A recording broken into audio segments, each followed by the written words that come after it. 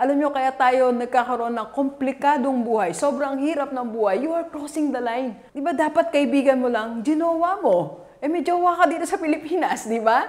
Nagpamilya ka dyan, you cross the line, may family ka na dito sa Pilipinas.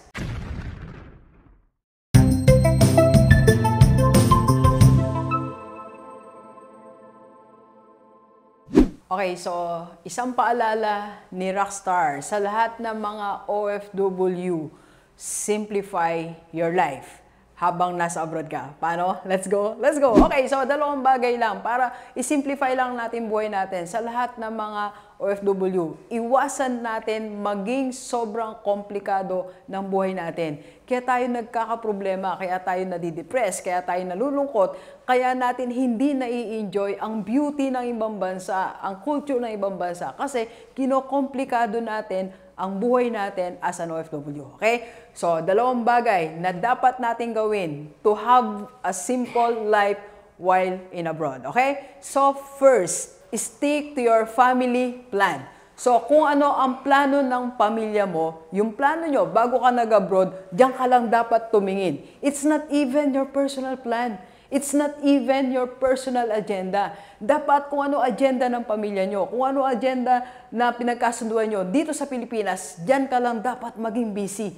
Yan lang dapat mong focus. Kung ang napagkasunduan yung agenda, makapag-ipon ka dyan ng 200,000, 300,000, pampuhunan nyo dito, yan ang dapat mong maging focus. Kung yung naging family agenda nyo ay makabayad kayo ng utang, dyan ka nakafocus. So, lagi tayong babalik dun sa agenda ng pamilya mo, dun sa plano ng pamilya natin.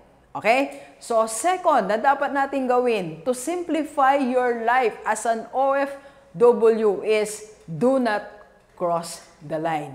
In other words, huwag tayong malikot. Huwag kang sobrang malikot. Ibig sabihin, kung hindi mo dapat puntahan, huwag mo dapat puntahan.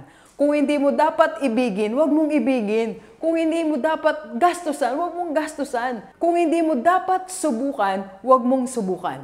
Do not cross the line. Alam nyo, kaya tayo nagkakaroon ng komplikadong buhay. Sobrang hirap ng buhay. You are crossing the line. Di ba dapat kaibigan mo lang, ginawa mo? May jowa ka dito sa Pilipinas, di ba? Nagpamilya ka dyan, you cross the line, may family ka na dito sa Pilipinas. Sumobra ka ng expenses, you cross the line. So, do not cross the line. Huwag masyadong malikot pag nasa abroad para hindi ka mag-accumulate na sobrang dami ng problema para maiwasan ang komplikadong buhay. Okay? So, sa lahat ng mga OFW, simplify your life while you are there, to be happy, to enjoy your journey as an OFW, and to preserve your family dito sa Pilipinas. Maraming salamat! Let's go! Let's go! Let's go! Thank you for watching. We are inviting you to attend our free webinar on how to save and invest the right way and how to avail sa Kaiser. PM na sa personal FB ko po.